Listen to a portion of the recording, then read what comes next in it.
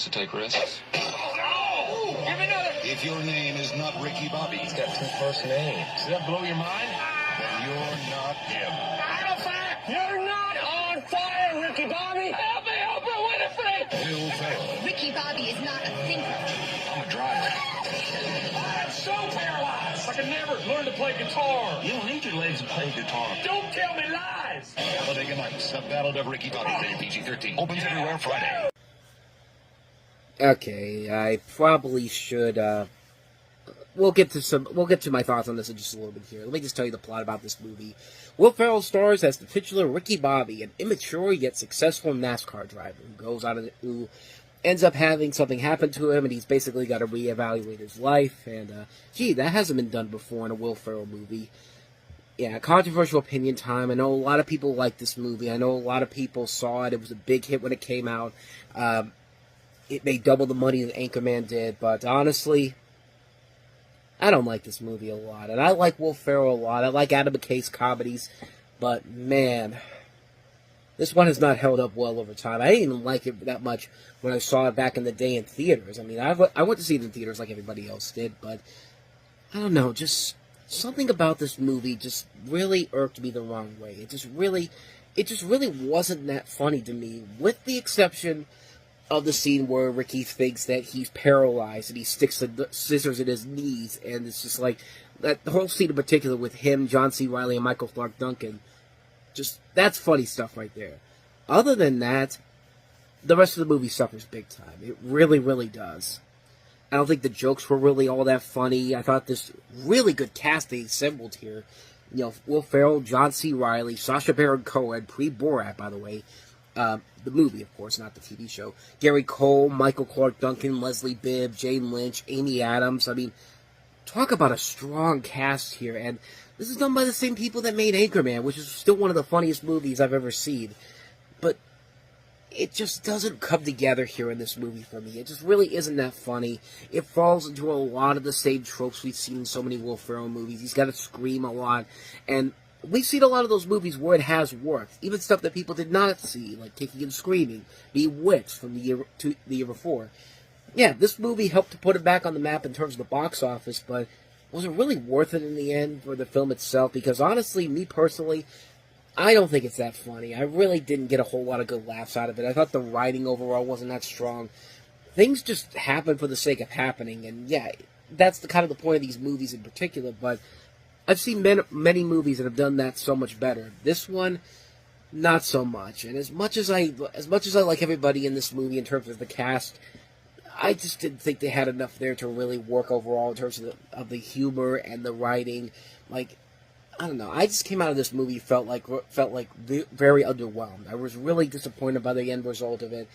And I mean, I don't hate the movie, but it's just, I don't think it's as funny as everybody else makes it out to be. I kind of feel the same way about Adam McKay's next movie he would make, Step Brothers, which, I mean, it's a movie that I think is a little bit better, but I don't think it's that great either. I mean, it still pales in comparison to the Anchorman movies. I still think the Anchorman movies are much funnier than this movie or Step Brothers are. But then again, that's just my personal take on it, honestly. I mean, I don't think this is, bottom line, I don't think Talladega Nights is all that great. It's not a bad movie, just more of an underwhelming film. I was really disappointed the first time I saw it. I've tried to see if it's held up better over time, and so far, it really has not for me. So, for me personally, it's a skip for me, Talladega Nights. But then again, I'm the only person that will probably think that, honestly. But with that said, let's go ahead and move on to the next movie, and that is Barnyard, the original Party Animals. It is a ritual that has been practiced secretly for generations. An act so disturbing, it is performed only under the cloak of darkness. It is the horror feared in pastures all across America. That's called cow tipping. Oh, that so stings me! In 2006, the Barnyard is rising up and taking a stand. You know how to drive, right? Oh, we are so talking. Are we not talking? Talking a talk and walking a walk. Walkie-talkie, huh? Let's go. It's our car.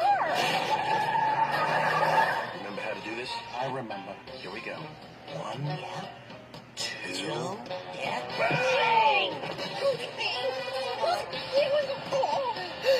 That's called boy tipping. Paramount Pictures and Nickelodeon Movies present the greatest adventure ever on 4 legs, 2 legs, 4 legs, 2 legs, 4 legs. You get the idea. Barnyard, the original party animal. You gotta move! You gotta move! You gotta move!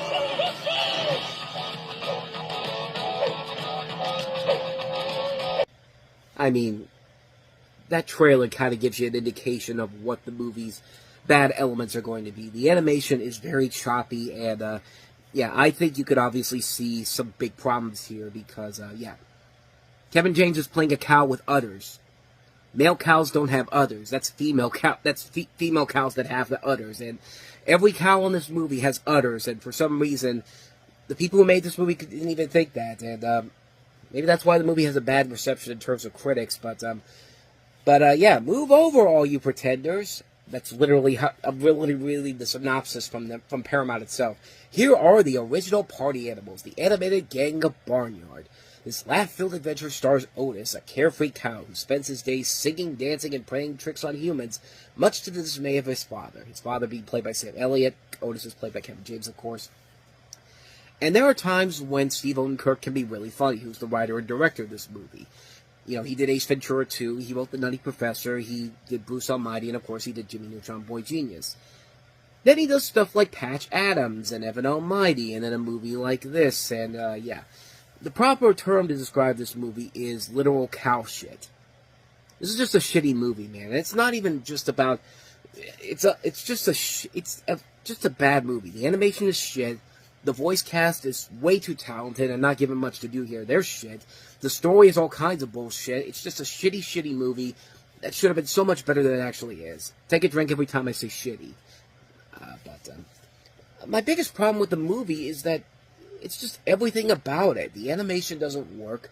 It's very choppy. It's very, like, chopped and screwed.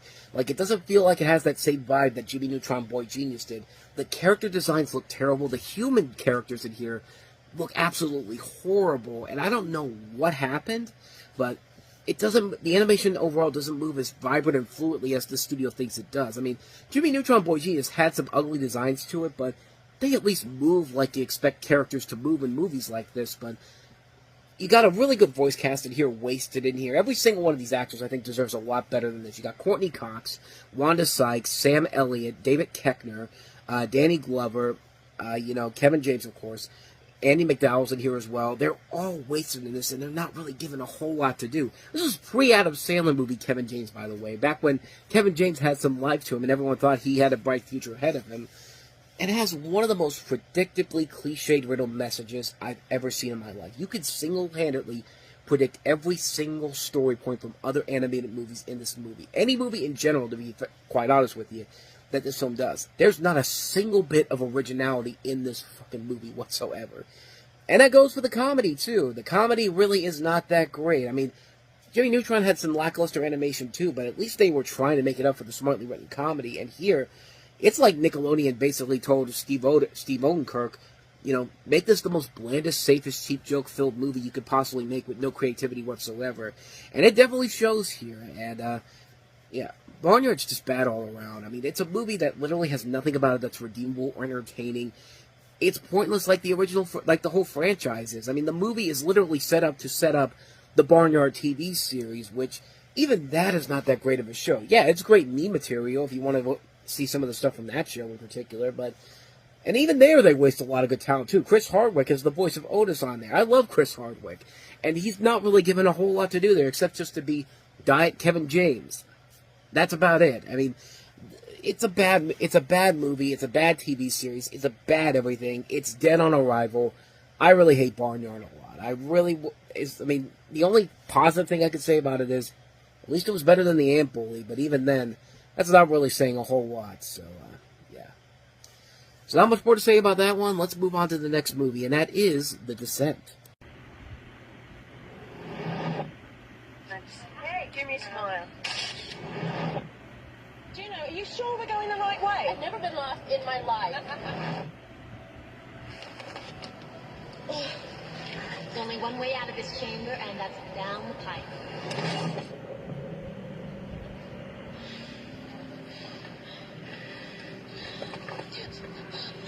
Stop!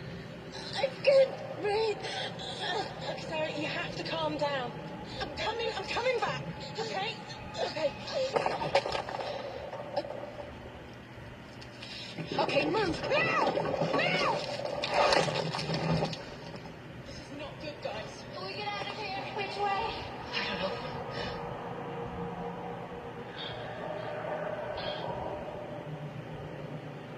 Sarah, you just saw someone back Saw there. what? I don't think I saw someone. I saw someone. No, you heard something and you saw what you wanted to see. It's the dark. It plays tricks on people.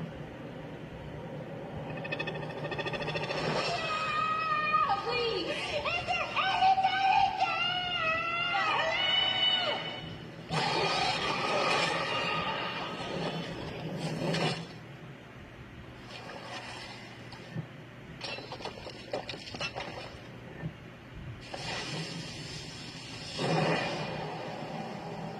I told you I saw someone! Batteries on our lights will run.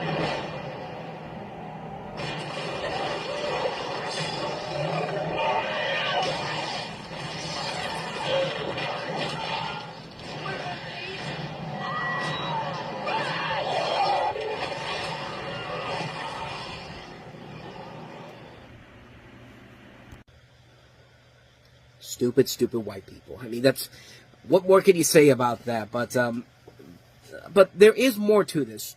Trust me. I know that this looks like another movie like The Cave or The Pyramid or these movies where these people clearly should not be going to the specific place in general. But there is a notable difference about this particular movie that I think holds up a lot more than you would think. But in the film, you have 6 women who enter an uncharted cave system and struggle to survive against the monstrous cannibals inside. And yeah, it's a plot we've seen done to death so many times before. And yeah, this is a movie that should be up there with some of the worst of its kind, but it's anything but that. I was actually really, really surprised at how much this wasn't a bad movie. It's not a great movie overall, but what makes it work are the fact that the women in this movie are actually well-acted actresses. They're given their parts very well. You do actually care about their thing overall. You do care about what they're trying to do and how they're trying to get out of here and the situation that they're in. I think the cinematography is actually really good here. I think Neil Marshall does a very good job of handling this without making it seem like it's something we've seen done before. And it does get some legitimately terrifying, creepy elements to it. I mean, yeah, it's a film that probably should not exist because these people should be much smarter than this movie makes it out to be, but they actually do have elements to them where it's just like, yeah, it's a very interesting film that's literally shot inside of a cave. No, it's not. I thought it was shot inside of a cave for a second there, but no, of course they wouldn't do that. But they did a pretty good job of making you think like they did. I mean, it's a very good movie if you really are afraid of if you have claustrophobia, if you're like scared of like tiny spaces in general, and like someone like me, I'm not very claustrophobic, but man, when you watch these situations that these women find themselves in, and you do start to tense up a little bit. You do start to feel what they're feeling inside, and I think that's a good example of what I think that really works towards what the movie's trying to sell you on.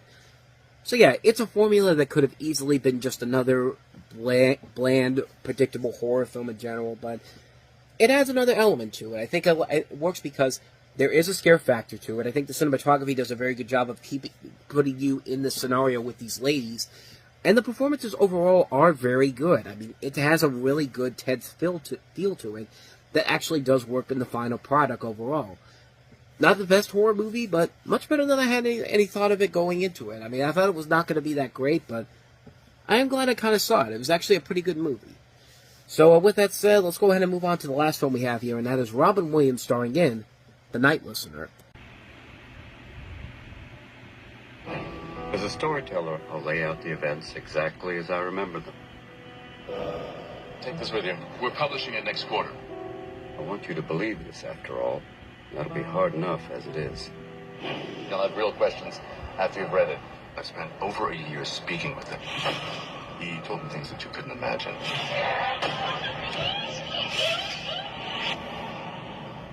How old is he? 14. He's a brave kid.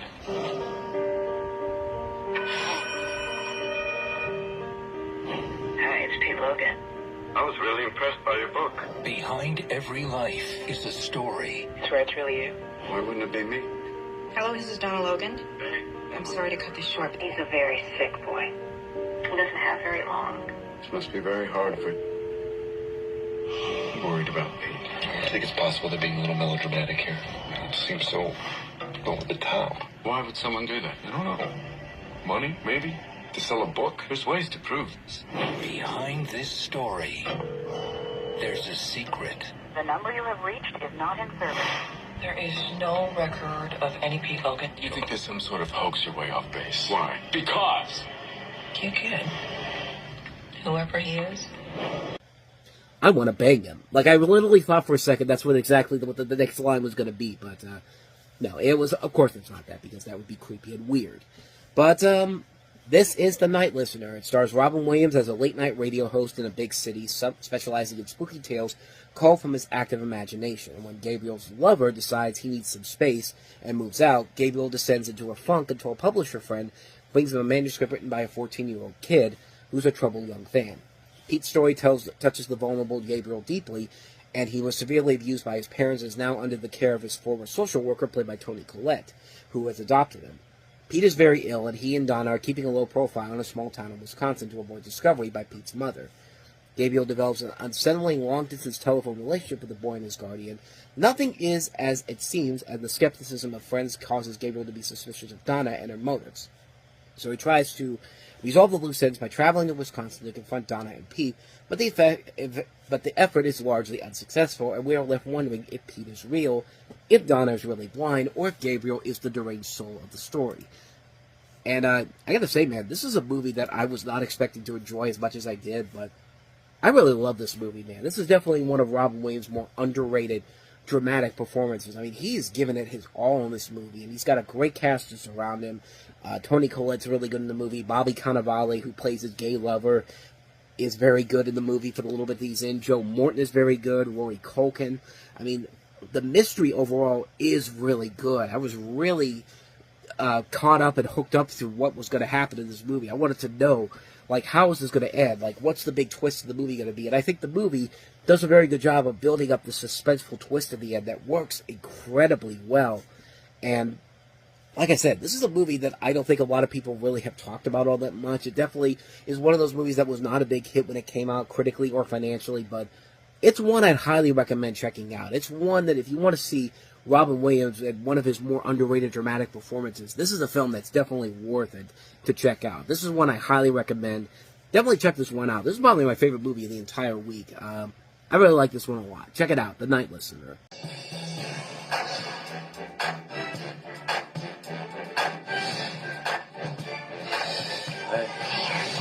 So you think you can dance? Catch me.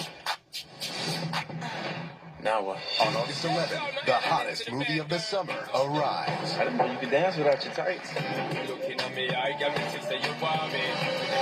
Step Up. You don't know what you got yourself into. And up. Rated PG-13. It starts August 11th. Of course, Step Up started off unlike what it would eventually become, and you have a storyline that takes place in Baltimore, Maryland, and follows the tale of a disadvantaged Tyler Gage, played by Tatum, and this privileged model dancer, played by Jenna Dewan, who find themselves paired up at a showcase that determines both of their futures. Realizing that they only have one chance, they finally have to work together. And it's pretty much Dirty Dancing as a whole, and like I said before, these movies got progressively better and better, mostly because of the dance moves. I mean, this is kind of like the Fast and Furious for dance movies, because the Fast and Furious started off slow, started off as a typical movie, but then just became so crazy and so insane and so focused on creating these unique and impressive action sequences. Kind of like Mission Impossible. I could say the same thing about that, but in this case, they come up with the most these movies, as they go forward, come up with the most insane and bizarre dancing sequences that surprisingly work really well in future films. It's just basically Dirty Dancing pretty much, but to its credit, it's not bad. I mean, Channing Tatum and Jenna Dewan do have a nice chemistry together. You could tell why they eventually got together in real life after this movie came out. And there is a little bit to admire about the film itself. I mean, there's a little bit of charm to the film. I mean, it's a movie that clearly is made for a specific target audience, which I'm obviously not in, but I could see what this series would eventually become down the road. And yeah, for what this movie is, it's serviceable for what it is. It's nothing too spectacular, nothing too amazing. You like stuff like Dirty Dancing, Flashdance, Footloose, classic dance movies like that. You can find a lot to admire about this movie in particular, but like I said before, these films do get progressively better, mostly because of the dancing sequences, that how they just get so advanced going forward. But in this film, it's fine for what it is. Give it a pass. So with that said, let's go ahead and move on to the next movie, and that is Oliver Stone's World Trade Center. Roll call working Tuesday, September 11th. As always, watch each other's backs.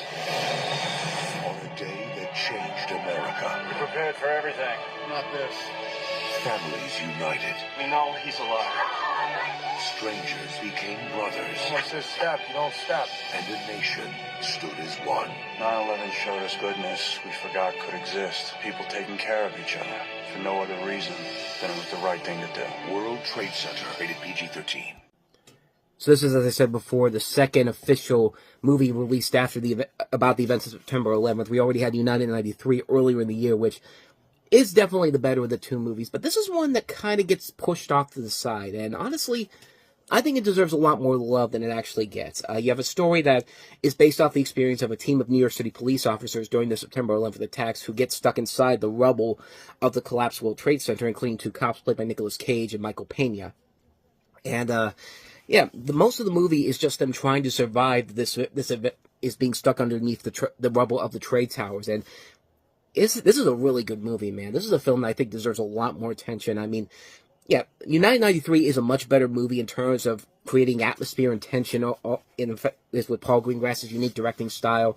This movie, I think, works a lot because there's so many things about it to admire about it. Like, I love, the greatest scene in the movie to me is early on when you see them inside of the building and it's coming down and you see everything around them just collapsing and they're just trying to figure out how the hell they're going to get out of here, and you just see them trying to get to the elevator shaft to protect themselves, and of course they can't get out in time because they're stuck in the rubble. And it's a very tension-filled scene overall. I mean, when you watch the 9/11 documentary that came out about a year after the attacks on CBS, they show you the actual video footage of the towers collapsing as everyone's trying to get out of there. And yeah, they do a pretty good job of creating a very, very realistic-looking scenario in the situation here. And this is a very, very good movie, mostly because of how great the performances by Nicolas Cage and Michael Pena are. You got great performances all around, too, by Maggie Gyllenhaal, Maria Bello, Stephen Dorff, Jay Hernandez, Michael Shannon.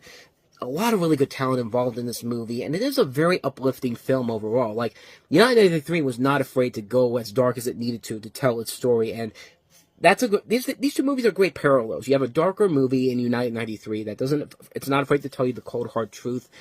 And this movie is telling you the same thing, but it's giving you a much more uplifting story, and a story that, you can feel really happy about when you see these guys getting out of here, being some of the few that actually survived this. And it's a really good movie. It's a very impressive film, a really terrific film, one of Nicolas Cage's most underrated performances, in my opinion, and a film that definitely deserves a lot more attention. I don't think a lot of people ever talk about it as much as they do with United 93, but it's definitely a film I highly recommend. I think it's a very enjoyable film.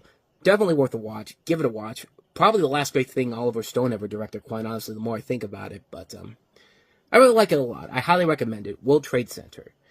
So with that said, let's go ahead and move on to our next movie, and that is Kristen Bell starring in the horror film Pulse. Connection has been made. How long have you been watching them? The question is how long have they been watching me?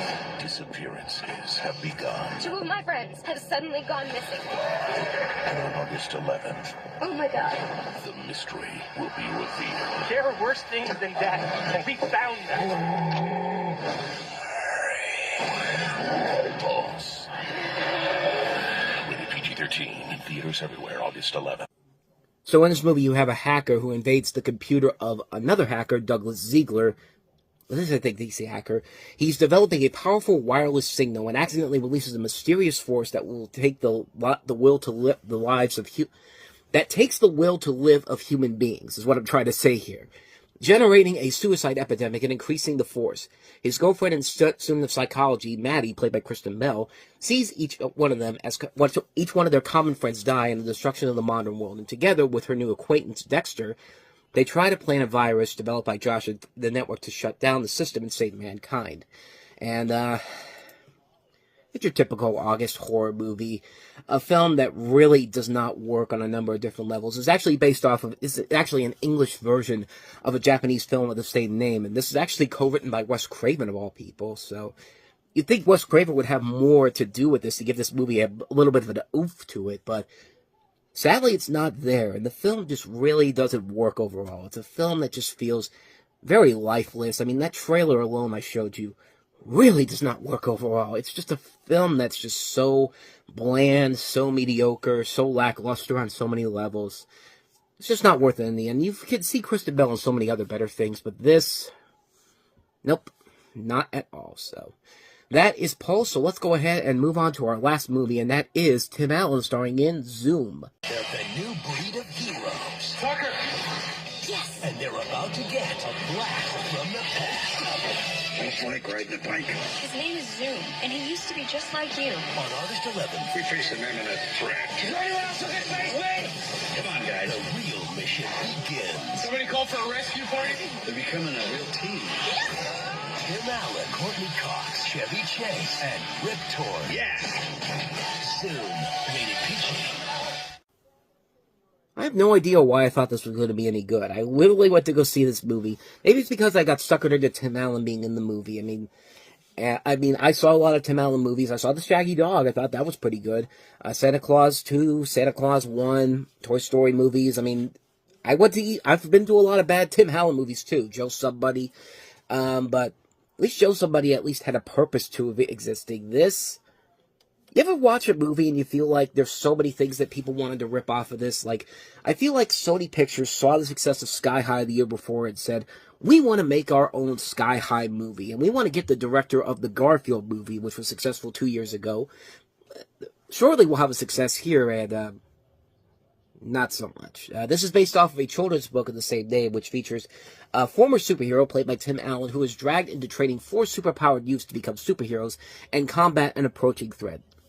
Let's throw in a little Fantastic Four in there, too. Why not? Because why not? These are the most successful things we've had over the last couple of years, so clearly this is going to be a success, right? No. Not at all. And yeah, I was stupid to go see this movie coming out because, yeah, it's pretty bad. It's really, really bad. I mean, this is a terrible movie. Like, you could tell they were trying so hard to create the next Sky High, and it just fails on so many levels. The comedy isn't funny. There's no satirical edge to it.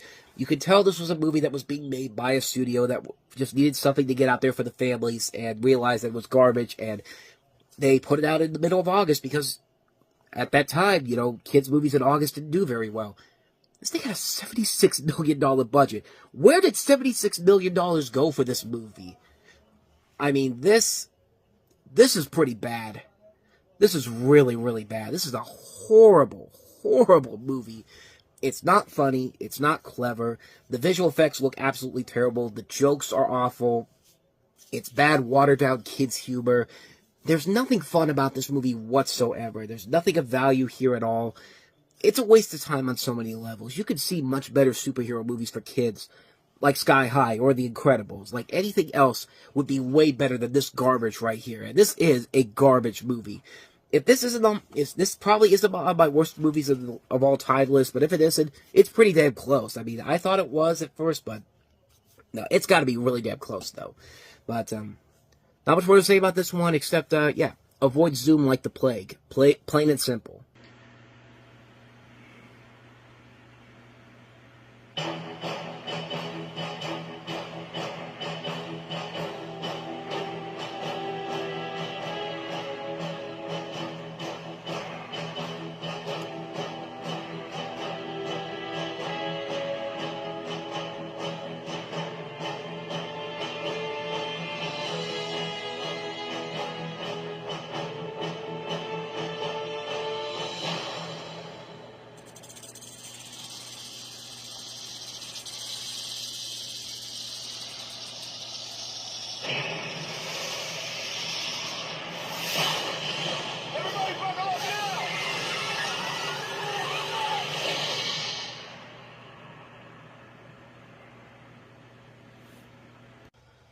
yeah, it really was not the beginning of the summer. And as much as they want to tell you that, this movie, you could kind of predict what was going to happen after you saw the film. But before that, everyone thought this was going to be the big hit of the summer because simply of the title alone, and I'm not even kidding, before the film came out, there was a lot of buzz about the film. Large fan bases online made this movie an internet phenomenon.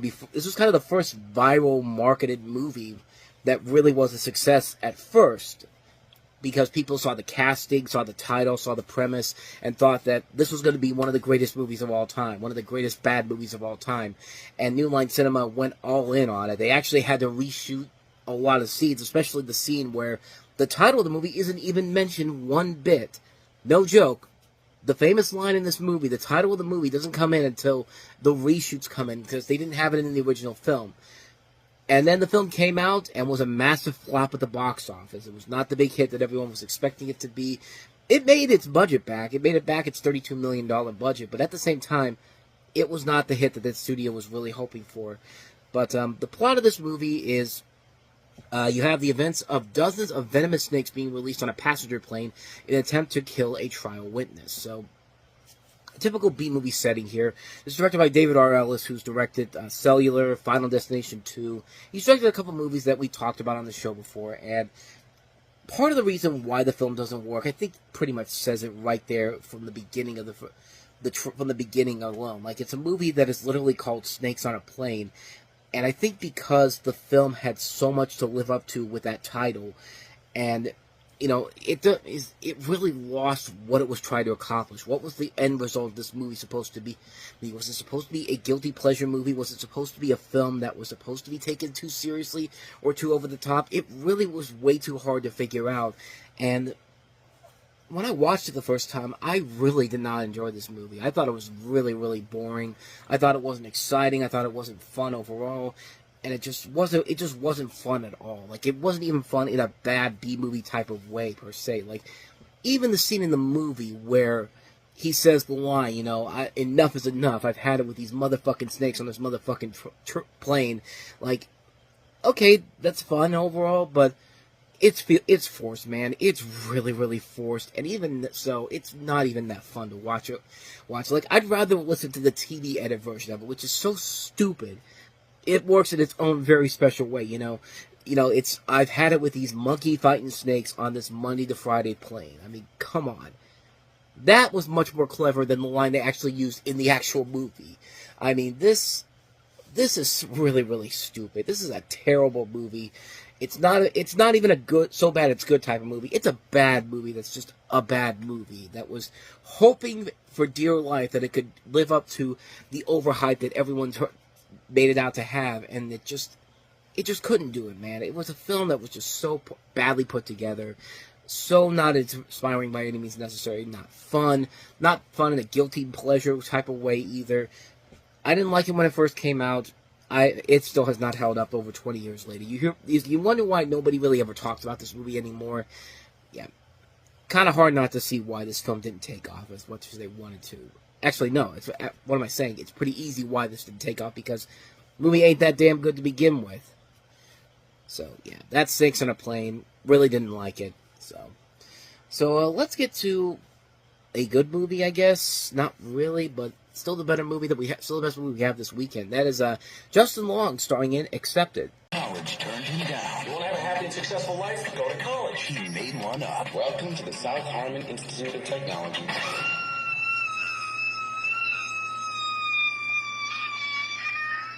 What the hell was that? The Rejected Ask me about my wiener! Ask me about my wiener! will be accepted. Someone here ordered 2 dozen kegs? What the hell was that? 2 dozen eggs. Accepted. So in this movie, you have Justin Long, who's a high school graduate who, after being rejected by every college he applies to, concocts a plan to create a fake university with his friends to convince his parents he's moving forward with his education. As more students also rejected from other schools mistakenly apply to the fictional South Harmon Institute of Technology. I think I'll let you know. I think I'll let you spell that out to spell what that actually is. Bartleby and his friends decide to run it as if it were a real institution. And You have a cast that also includes Blake Lively, Jonah Hill in one of his early film roles, Anthony Held, Lewis Black is also in the movie as well, Maria Thayer from Forgetting Sarah Marshall. A really good cast overall in the movie, and the film is enjoyable. It's a funny movie. It's a very funny film, a very clever film at times. Is it the best overall comedy that came out this year? Probably not, but in a year that included such misfires as Talladega Nights and some other comedies we've talked about on here, this is probably one of the ones that doesn't get the proper attention it deserves, but it actually is a really funny movie. There's a lot of it I really like about it. It's stupid for the sake of being stupid in a good way. It's a real fun movie. I really enjoy it a lot. I think it's a very dumb movie. Not a great comedy by any means necessary, but I think it is still a really funny film. And it shows what Justin Long can do as a leading actor overall. And I don't think he's really gotten that much since then. I think he's been more relegated to supporting roles in the last couple of years. But he's been in a couple of leading roles that have been pretty good. Barbarian was pretty good, but yeah, this is a pretty good movie. I thought it was okay. Nothing too great, nothing too spectacular, but a pretty good movie overall. At least I thought it was. So let's get to a comedy that just doesn't work, and that is Hilary and Haley Duff starring in Material Girls. This Friday, 2 Material Girls. Sorry, your code's been declined. Hey, we're broke. Are getting real. Can you type? We're good. We can do like 10 IMs a minute. Hilary and Haley Duff, Material Girls, rated PG. Only in theaters this Friday. Remember the days when everyone had flip phones? Good times for all.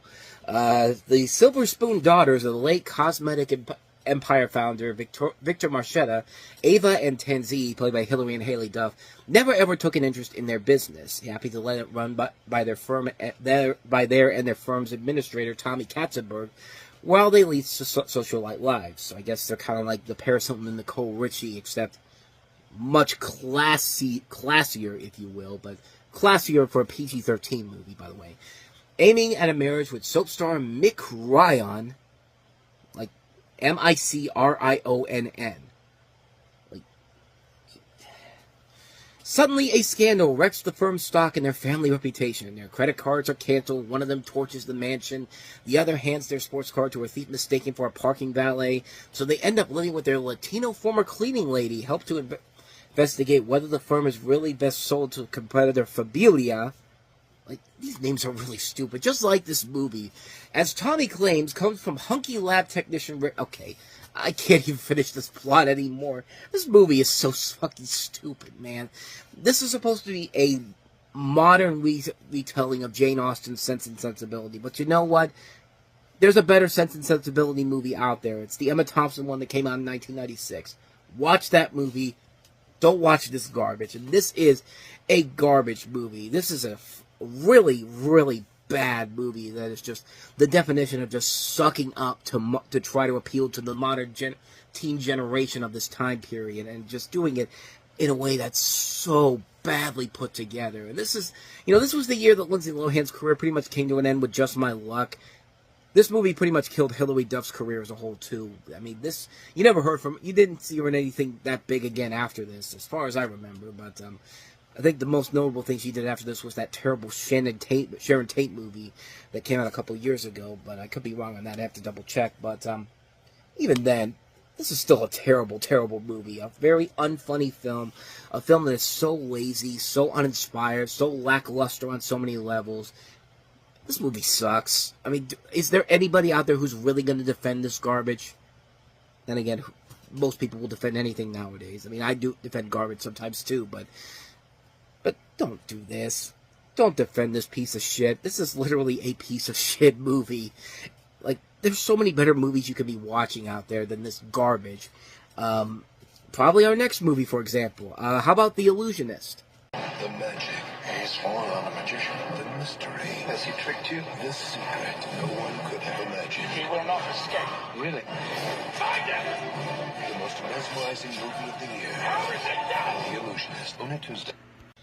As I mentioned before, one of 2 magician movies coming out around this time in 2006, but the next one will be the much better and the more successful movie.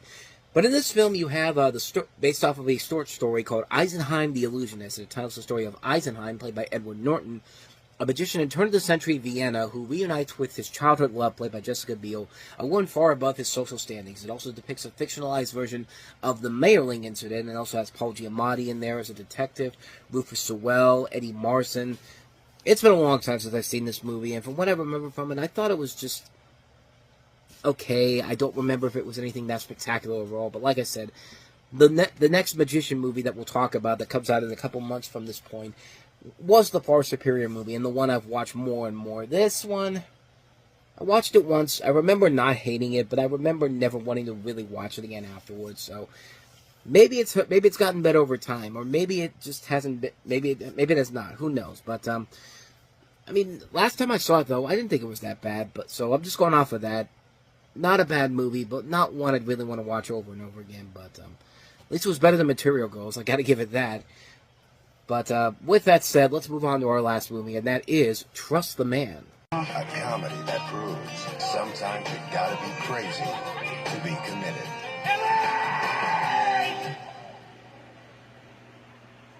Did you like the play? Trust the Man. I mean, I think I just showed you the best joke in the whole movie. I mean, that scene alone, I thought was the funniest thing in the whole thing. But then again, this is the same director that did Catch That Kid. And I was right. It was Bart Freudenlich, Freundlich. I was close. I just can't get the pronunciation right. But I had the name right. But so this is Trust the Man, and it centers around four best friends, married couple Tom and Rebecca, played by David Duchovny and Julianne Moore, and longtime relationship partners Toby and Elaine, played by Billy Crudup and Maggie Gyllenhaal. It follows the two couples as they face trials and tribulations in their relationships. Tom, after a failing a lack of intimacy with his wife, meets a divorced mother at his son's school, Rebecca, who's played... Rebecca, though, is an film actress making her stage debut, meeting a younger actor named Jasper, played by Justin Bartha, who shows infatuation with her. Toby, who does not show interest in settling down for marriage or kids, runs into an old flame from college named Faith, played by Eva Mendes. Elaine, after confronting Toby about wanting to get married and have a family, meets several suitors throughout the course of the movie. And the story follows Tom and Toby as they attempt to mend their relationships with their partners. You also have Gary Shandling in the cast, Ellen Barkin, Sterling K. Brown, James LaGrosse. So some notable names throughout the course of the film.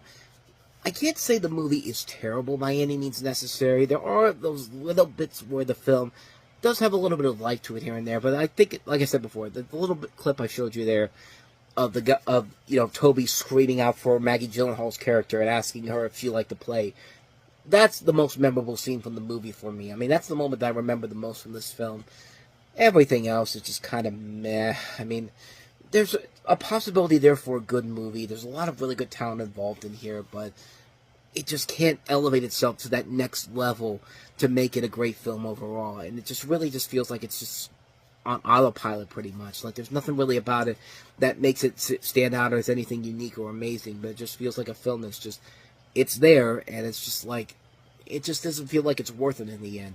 I mean, the performances I think are fine. I think they do carry to a place where it could be a little bit of an elevation, but it's not enough for me to say it's one you should definitely check out. But yeah, it's just a film that I just feel like it's just okay. Nothing too spectacular, nothing too amazing. Just, it's there. If you're interested in seeing it, I'm not going to stop you from seeing it, but prepare to be a little bit disappointed by the end result. That's how I feel about the film.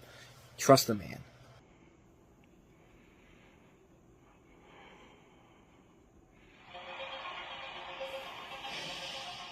Every Sunday, millions of fans experience the power and rush of NFL football.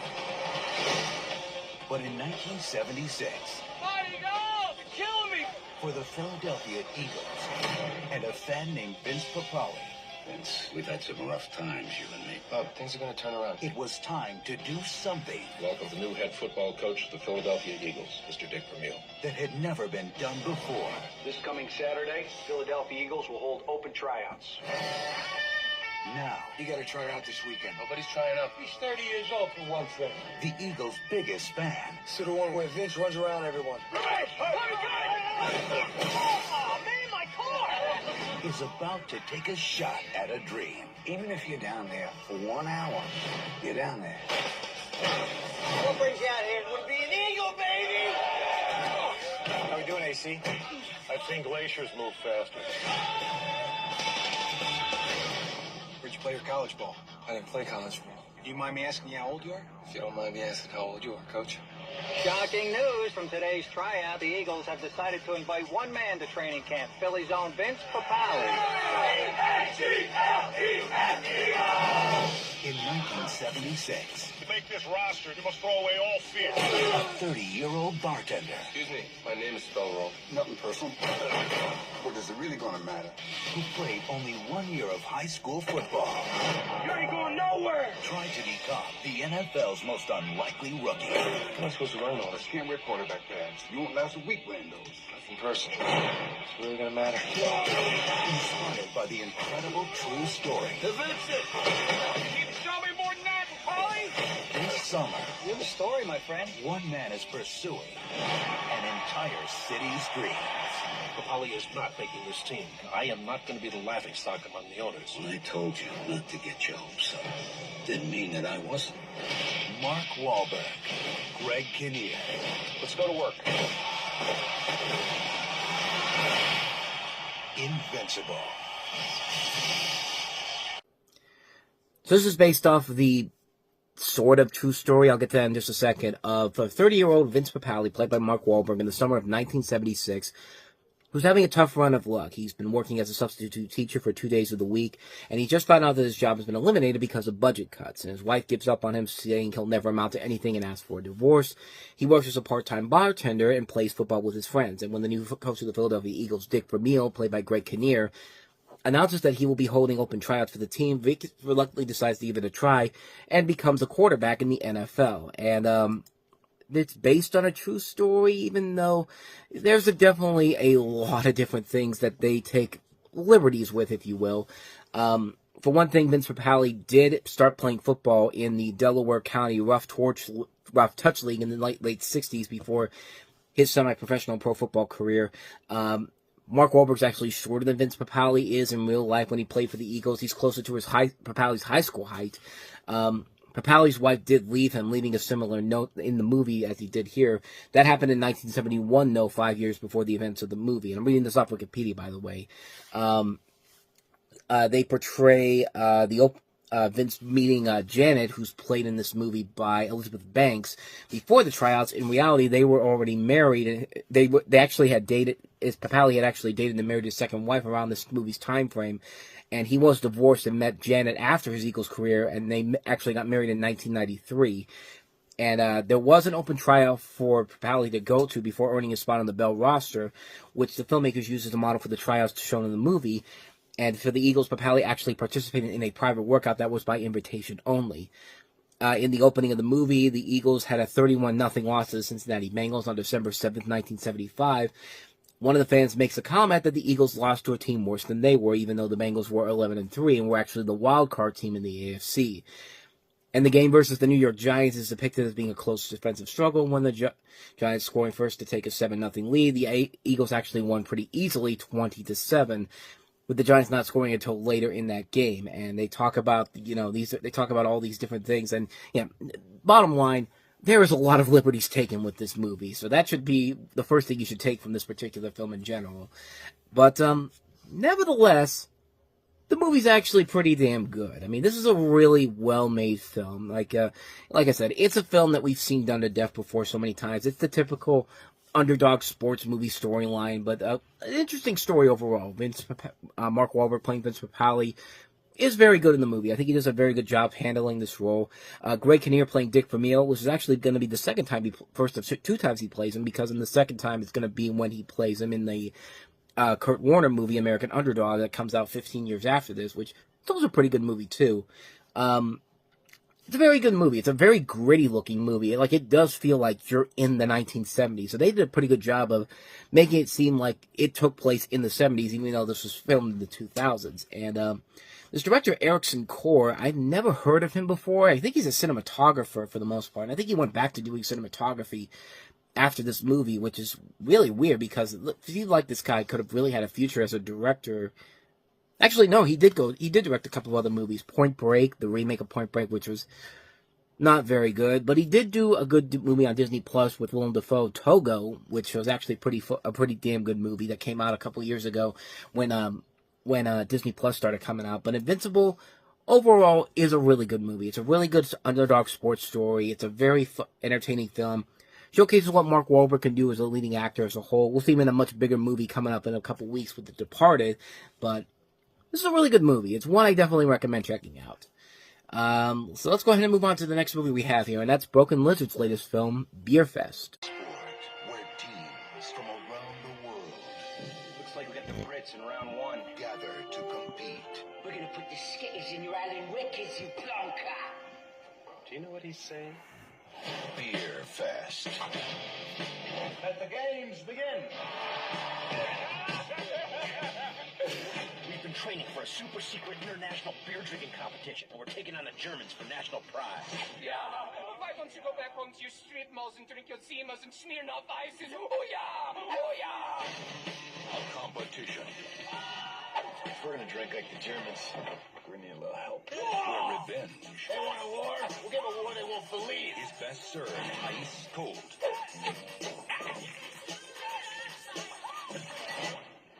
I'm better when I'm drunk.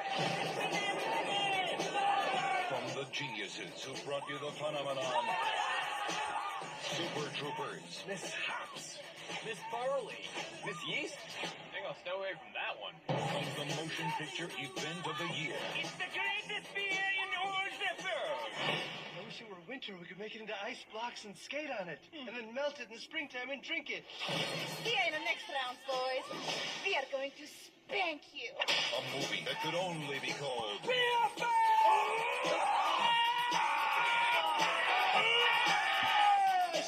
Now, you guys don't want to be my teammates, do you?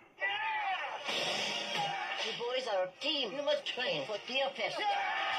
Here, eat. It would sleep better when a little sausage with me.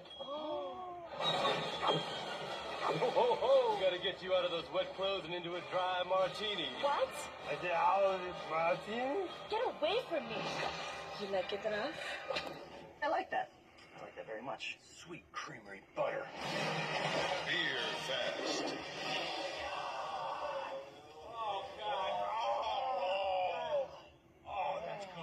Any resemblance to any persons, places, or events in this movie are purely coincidental and frankly quite sad. If you attempt anything you see in this film at home, you will die. No Germans were harmed during the making of this film. Please drink responsibly and treat all women with respect.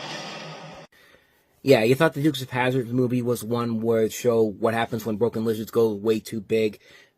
This one isn't as bad as the Dukes of Hazzard is, but yeah.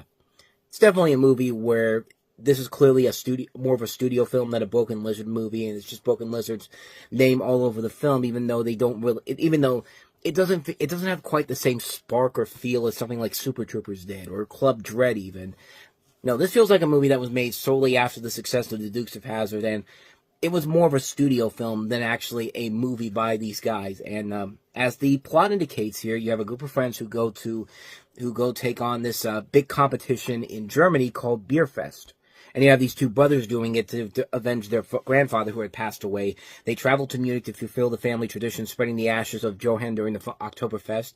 And their contact brings them to a secret beer competition where they are offended by Baron Wolfgang von Wolfhausen and the German branch of their family that accuses their great-grandmother of being a prostitute and their grandfather of stealing an old recipe from the best beer in Germany.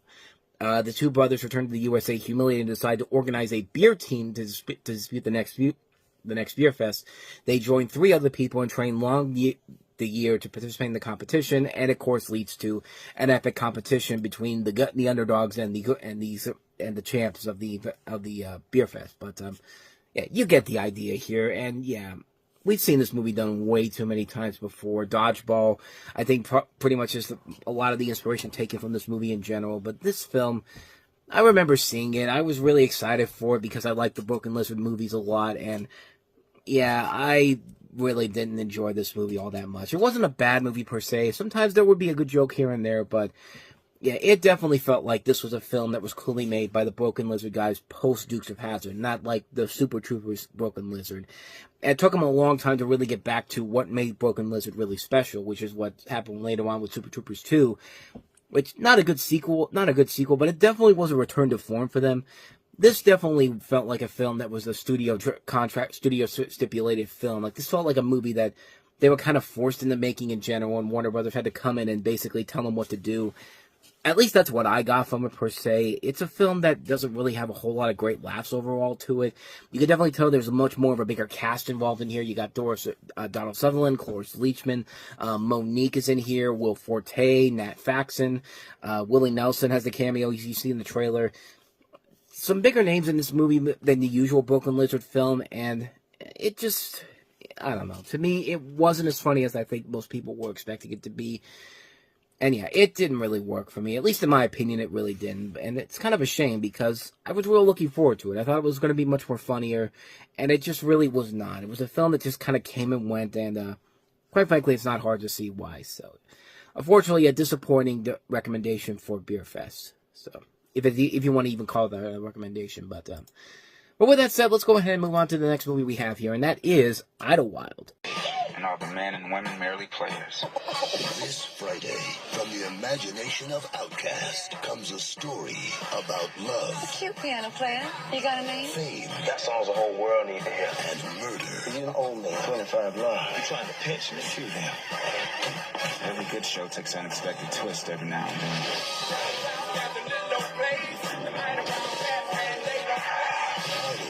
Directed by Brian Beverly. Yeah, a movie that a lot of people honestly forgot about almost immediately after it came out, and it's kind of a shame, but at the same time, kind of right on that. This is Idlewild, which is of course the big screen debut for the hip hop duo of Outkast, Andre 3000 and Big Boy. Which is funny because in the same year, Andre 3000 would actually have his Cartoon Network show, Class of 3000, around this time. And in this movie, it contrasts the group's hip-hop, funk, and soul sound against the story based on a juke joint in the fictional depiction-era town of Idlewild, Georgia in 1935. And this is definitely a movie that is very much a style-over-substance movie. And this is a film that has some pretty incredible visuals. I mean, this movie is very visually pleasing to look at times, and you got a great cast that includes Terrence Howard, Paula Jai Parker, Paula Patton, Cicely Tyson, Ben Vereen, Patti LaBelle, Ving Rhames, Faison Love, Melinda Williams, Macy Gray. A lot of really good talent over the course of the film. Unfortunately, the script is a mess. It's a real sloppy film in terms of its script overall. The writing isn't really that strong overall. The characters are not that great. The visuals are what carry the film overall, and the musical numbers are nicely done, too. It's a very style-over-substance movie, so we really need to go into it knowing that you're not going to get a great story out of this, or really a lot of great characters overall, but it's gonna be a pretty-ass-looking movie to look at. I mean, it is a really good, gorgeous-looking movie in terms of what they were able to do visual-wise, but other than that, though, the script really is the weak link of the film, and the characters are not the best well-written characters, even though you got these actors really trying their best to save whatever this movie can do. I can kind of understand why this movie has been largely forgotten over time, but at the same time, there are things about it that I would say are definitely worth watching, especially if you got a nice 4K television to watch this on. The movie looks incredible with its visuals overall. The songs are very good, too. I mean, it's Outkast doing what they do best overall.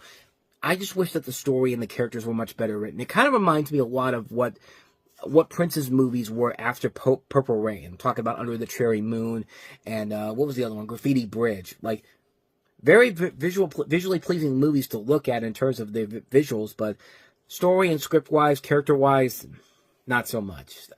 This one's not quite as bad as the latter Prince movies overall, but it's not it's a mixed movie, in my opinion. It's a movie where I would say, if you're going to watch it, you're going to really appreciate the visuals and the music numbers. Everything else, not so much. Kind of a mixed opinion on this movie, but should be recognized for at least its impressive visuals overall. So with that said, let's go ahead and move on to the next one we have here, and that is How to Eat Fried Worms. Class, you have a new student joining you today. Let's welcome Billy with a warm hello.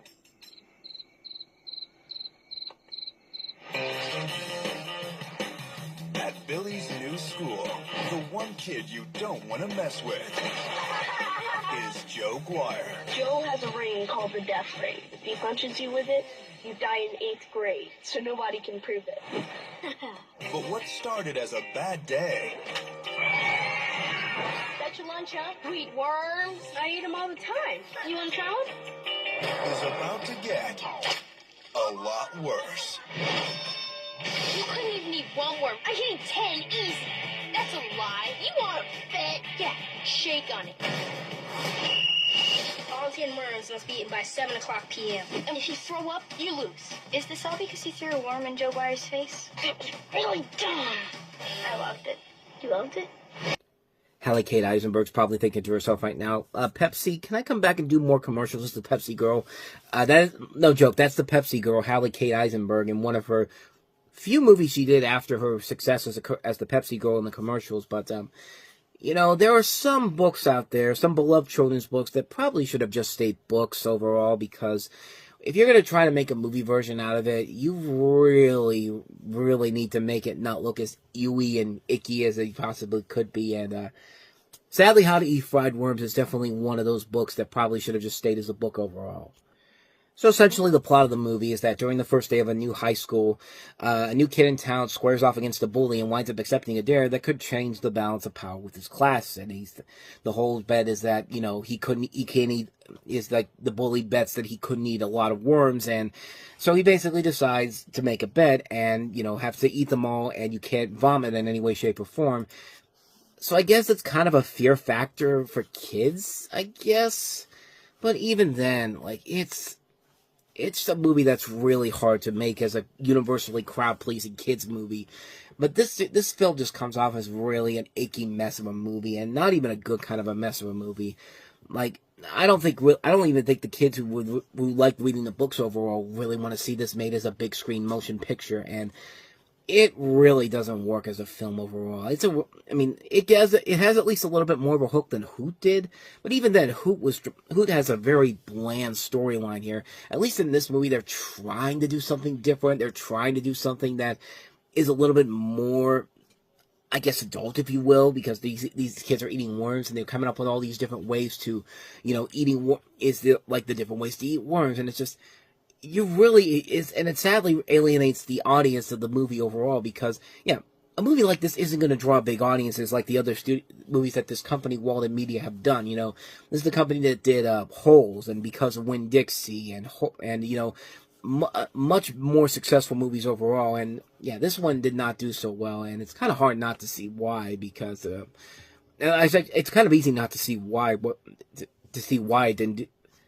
Let me rephrase that. It's kind of easy to see why this movie didn't do so well, because, yeah, this is a film that is really, really disgusting, and it's hard to make a movie out of a book like this, because, yeah, how are you supposed to make a movie like this in real life and not make it seem like a film that's alienated towards one specific audience? I mean, you think you have to go the Diary of a Wimpy Kid animated route?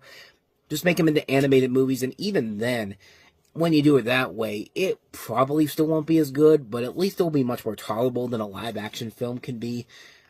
I guess to the film's credit, it's not bad. It's just uncomfortable to watch at times, to see this kid eat all these worms, and it's just like there's nothing appealing about it at all, and it's just like, yeah, I can't really get behind a movie like this, unfortunately. Even if I'm a fan of the books overall, I'd be like, yeah, this is really, really hard to make into a motion picture and try to sell as a live-action motion picture overall, and yeah, this one really fails to do that, unfortunately. So, yeah, a hard pass on How to Eat Fried Worms. So, with all that said, let us move on to the last one we have here, and that is Camilla Bell and Alicia Cuthbert starring in the thriller The Quiet. All I wanted was to be invisible. She lost her hearing when she was 7 after her mom died.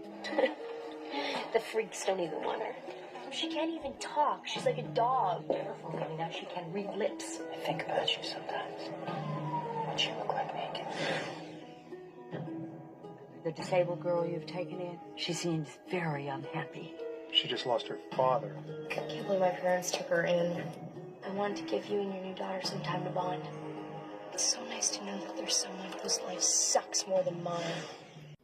Well, on the one hand, the movie did win me over by the fact that it uses Stem, the song from DJ Shadow, which I've talked about before on the show before. But unfortunately, I think that's just for the trailer only. But because the film itself is not as good as I thought it was going to be. This is directed by Jamie Babbitt, who did But I'm a Cheerleader with Natasha Lyonne back in 1999. Her second film as a director overall, and in this movie it focuses on Camilla Bell, who's a deaf-mute teenage orphan who's sent to live with her godparents.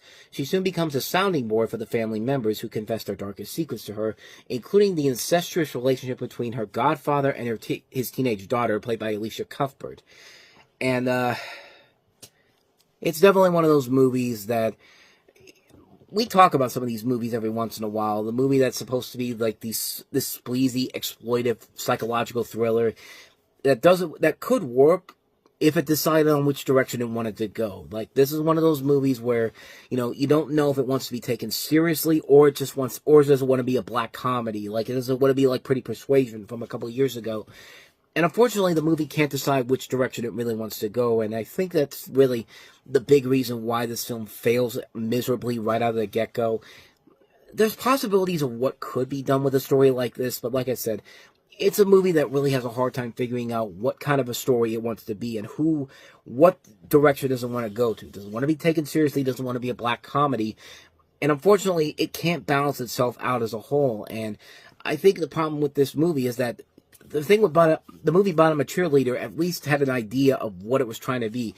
It was a black comedy that was very much a satirical black comedy and knew exactly what it was trying to be. But this one, it just feels like they're just crossing way too many pathways of what they're trying to accomplish here. And you never get a real sense of what they're trying to do. Like, what's the end result here? What am I supposed to take away from this movie?